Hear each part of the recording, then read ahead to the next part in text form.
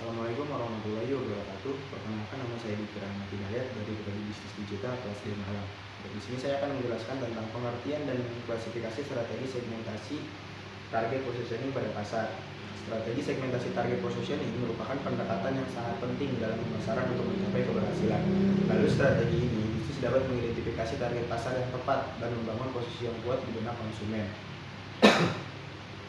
Nah, apa sih segmentasi pasar? Segmentasi pasar adalah proses pembagian pasar menjadi kelompok-kelompok yang berbeda berdasarkan karakteristik dan kebutuhan yang sama. Hal ini memungkinkan perusahaan untuk menargetkan upaya pemasaran mereka dengan lebih efektif. Nah, apa saja sih segmentasi pasar? Yang pertama adalah demografis, yang kedua adalah psikografis, yang ketiga adalah perilaku, lalu yang keempat adalah manfaat.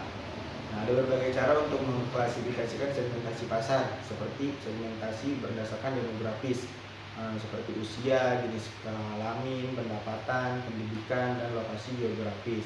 Lalu segmentasi berdasarkan psikografis, yang pertama adalah gaya hidup, kepribadian, nilai-nilai, minat, dan aktivitas.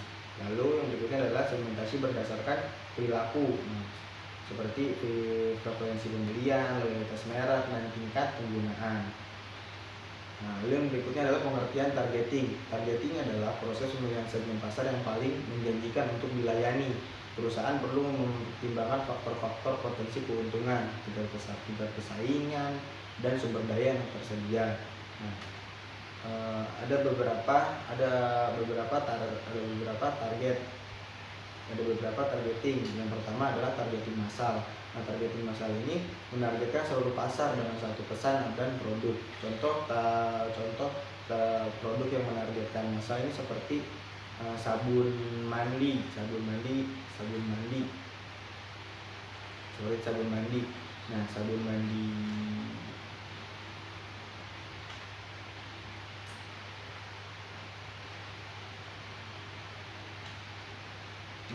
merek sabun mandi terkenal seperti Dove atau Lifebuoy dapat menargetkan pasar secara massal dengan mengkomunikasikan manfaat produk mereka kepada semua jenis konsumen tanpa membedakan berdasarkan karakteristik demografis atau psikografis tertentu.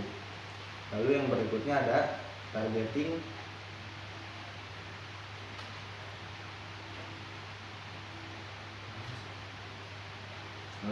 adalah targeting segmen, memfokuskan upaya pemasaran pada segmen tertentu. Contoh produk yang menggunakan targeting segmen adalah produk seperti produk kecantikan. Produk kecantikan ini memfokuskan tentunya kepada wanita. Lalu yang berikutnya adalah targeting niche, menargetkan segmen pasar yang sangat spesifik untuk kebutuhan dan preferensi yang unik.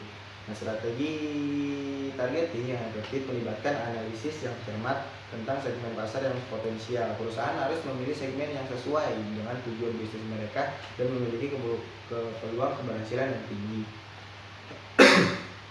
Yang pertama adalah analisis pasar, menentukan segmen pasar yang potensial. Lalu yang kedua adalah pemilihan target, memilih segmen pasar yang paling menjanjikan. Lalu yang ketiga adalah menyesuaikan produk dan pesan pemasaran untuk target pasar. Nah, lalu yang berikutnya adalah pengertian positioning. Positioning adalah proses membangun persepsi yang jelas dan unik tentang produk atau merek di benak konsumen. Positioning membantu membedakan produk dan pesaing dan menciptakan keunggulan yang kompetitif. Nah, berikut adalah contoh-contoh positioning. Yang pertama adalah positioning berdasarkan atribut, memfokuskan pada fitur dan manfaat produk. Lalu yang kedua adalah positioning berdasarkan manfaat. Nah, positioning berdasarkan manfaat ini menekankan keuntungan yang diperoleh konsumen. Lalu yang berikutnya adalah positioning berdasarkan pesaing, membandingkan produk dengan pesaing. Lalu yang berikutnya adalah positioning berdasarkan kategori produk, memposisikan produk sebagai pemimpin dalam kategori tertentu. Lalu yang berikutnya adalah strategi positioning. Strategi positioning yang efektif melibatkan pemahaman yang mendalam tentang target pasar, pesaing, dan nilai-nilai yang penting bagi konsumen. Perusahaan harus menciptakan proposisi nilai yang unik dan bermakna. Seperti yang pertama adalah menentukan target pasar, memahami kebutuhan dan keinginan konsumen. Lalu yang kedua analisis pesaing, membandingkan produk dengan pesaing. Lalu yang ketiga adalah membangun proposisi nilai, menciptakan nilai yang unik dan bermakna bagi konsumen. Lalu yang berikutnya adalah komunikasi positioning, mengkomunikasikan positioning pada target pasar.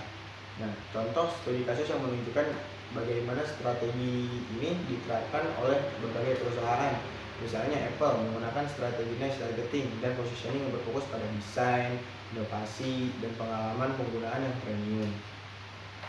Lalu ada Nike memposisikan diri sebagai merek olahraga yang aspiratif dan berprestasi. Lalu ada Toyota memfokuskan pada kendaraan yang efisiensi bahan bakar dan nilai untuk uang. Nah, kesimpulannya adalah strategi ini merupakan alat yang ampuh bagi perusahaan untuk mencapai keunggulan kompetitif dengan memahami target pasar yang tepat, membangun positioning yang kuat, dan menargetkan upaya pemasaran dengan efektif. Perusahaan dapat meningkatkan pangsa pasar dengan meraih kesuksesan. Mungkin itu saja yang dapat saya sampaikan, kurang lebihnya mohon maaf. Sekian, terima kasih. Assalamualaikum warahmatullahi wabarakatuh.